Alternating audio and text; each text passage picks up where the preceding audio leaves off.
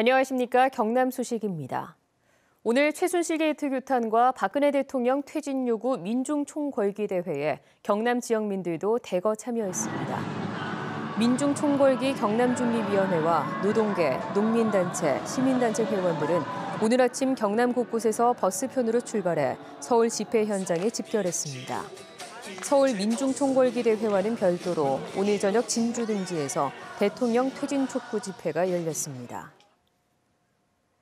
노회찬 국회의원이 국정농단 의혹 사건, 이른바 박근혜 최순실 게이트에 대한 특검을 개시하기 위해 박근혜 최순실 특검법을 대표 발의했습니다. 노회찬 의원은 국정농단 범죄 행위가 새로이 드러나고 있어 대통령의 영향력에서 자유로운 별도의 특별검사 임용이 필요하다고 밝혔습니다. 대량 생산만을 위한 공장식 축산에선 동물의 본래 습성은 무시되고 불필요한 고통을 주게 되는데요.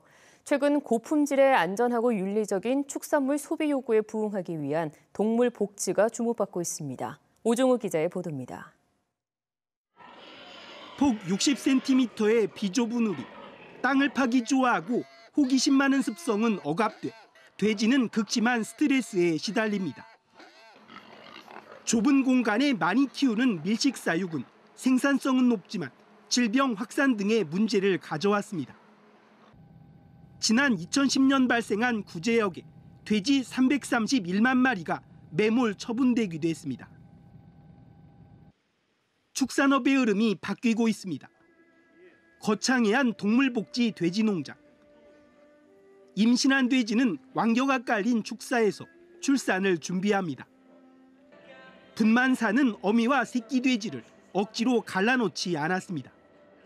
불필요한 고통을 주지 않고 본래 습성대로 키우다 보니 질병 걱정도 줄었습니다.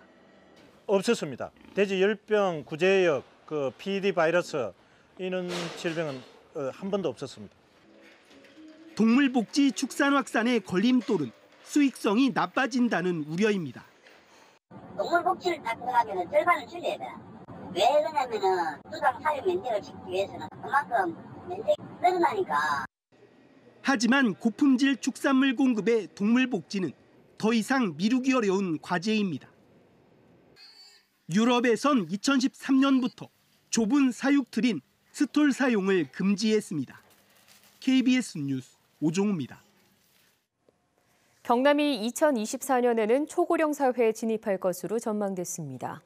경남지방통계청의 고령자 통계를 보면 올해 65살 이상의 고령 인구는 48만 명, 14.6%에서 2024년에는 20%를 넘어 초고령 사회가 되는 것으로 나타났습니다. 이에 따라 고령자 1명을 부양해야 할 생산 가능 인구도 현재 4.9명에서 2035년에는 1.8명이 될 것을 전망했습니다.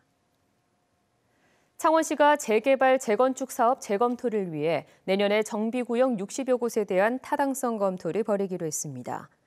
창원시는 용역 결과를 바탕으로 사업 추진 시기를 조정하거나 사업이 부진한 곳은 해제를 유도한다는 계획입니다.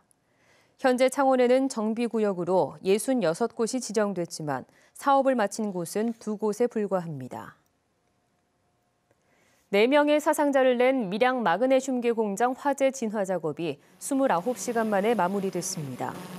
경남소방본부는 오늘 오후 3시쯤 불이 모두 꺼졌다고 밝혔습니다. 이번 화재로 공장 작업자 46살 박모 씨가 숨지는 등 4명의 사상자가 발생했고 공장 내에 900제곱미터가량이 모두 불에 타 소방서 추산 2억 5천만 원가량의 재산 피해가 났습니다.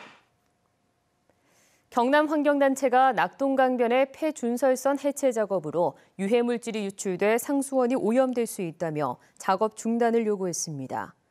낙동강 경남네트워크는 최근 폐준설선 해체 작업 과정에서 기름 20리터가 낙동강에 유출됐다며 해체 작업 현장을 옮겨야 한다고 주장했습니다. 폐준설선 16척은 4대강 사업공사에 투입됐다가 낙동강에 가라앉아 방치됐습니다. 경상남도가 태풍 차바 피해 복구비로 1억 7,012억 원을 확정했습니다. 시군별 피해 복구비는 특별재난지역으로 선포된 양산시가 976억 원으로 가장 많고 통영시가 150억 원, 거제가 206억 원, 김해시가 188억 원, 창원시가 102억 원 순입니다.